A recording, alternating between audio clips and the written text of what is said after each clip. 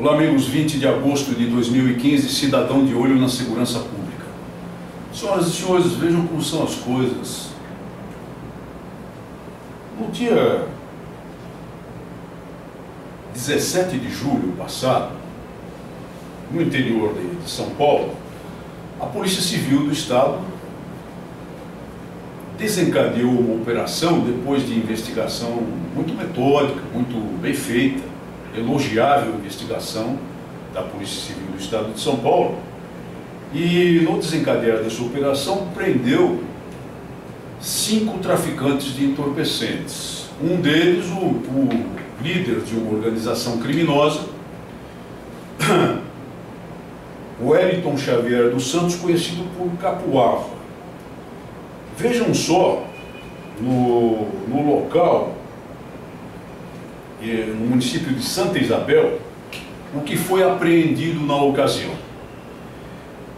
1.623 quilogramas de cocaína processada, 1,623 tonelada de cocaína processada. Vou repetir: 1.623 quilogramas de cocaína processada, 898 quilogramas de produtos químicos utilizados no processo de refino da cocaína, conversão de pasta base para o material que é consumido pelos usuários. Num ambiente, uma propriedade rural de Santa Isabel, que mostrava claramente ser lá um centro de refino e de distribuição em massa dessa droga ilegal.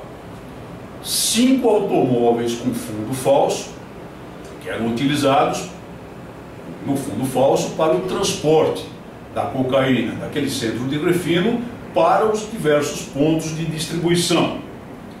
3 fuzis, uma pistola, com munição farta e os carregadores necessários para operar esse armamento. 3 fuzis de assalto e uma pistola. Essa investigação levou 4 meses de trabalho da Polícia Civil. Uma investigação muito bem feita, com um resultado bastante elogiável por parte da Polícia Civil do Estado de São Paulo. Muito bem, no dia 7 de agosto, um desembargador, portanto um juiz de segunda instância do Tribunal de Justiça do Estado de São Paulo, concedeu habeas corpus ao Capuava. Estava preso provisoriamente, tinha sido preso em flagrante delito, estava preso provisoriamente, o processo criminal corria. Lembre-se do que eu disse, era ele como líder, que era o líder da facção, isso foi comprovado na investigação, e 4 comparsas, uma organização criminosa voltada para o tráfico de entorpecentes. E o desembargador recebe um habeas corpus lá do advogado do Capuava e o põe na rua.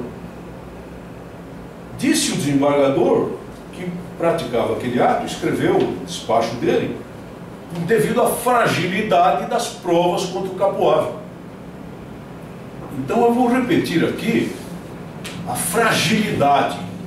O Capuava, com os comparsas dele, foi preso numa propriedade rural que tinha todo o instrumental característico de um centro de processamento, um centro de refino de cocaína.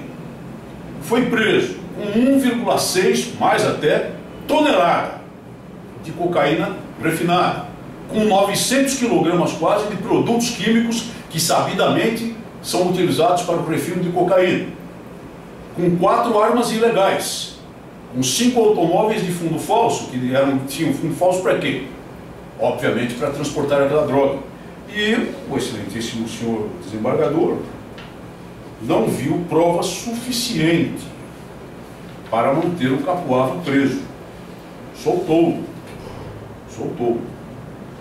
E atualmente o que se verifica é que o Tribunal de Justiça de São Paulo desencadeou uma investigação interna a respeito dos atos desse desembargador.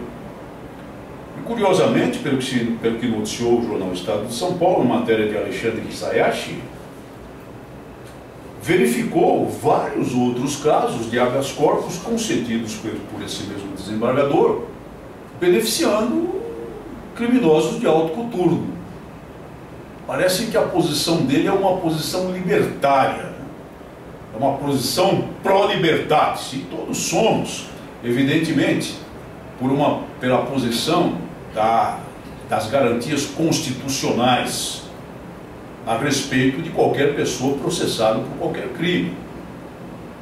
Lembre-se, no entanto, senhoras e senhores, que quando existe a flagrância de crime, ou quando existe um mandado de prisão preventiva, derivado de uma investigação estruturada, muito bem executada, levada ao conhecimento de um juiz de direito que expede o mandado de prisão preventiva com fundamento em provas muito fortes, como foi o caso dessa investigação minuciosa da Polícia Civil do Estado de São Paulo, justifica-se que sejam retirados imediatamente, provisoriamente do convívio social, os envolvidos no crime, devido à evidência do crime, a prova suficiente de autoria, a existência do fato e a realidade de que, se aquelas pessoas continuam em liberdade, a ordem pública fica seriamente ameaçada, a sociedade fica seriamente prejudicada, e as vítimas da organização criminosa vão se multiplicando e multiplicando.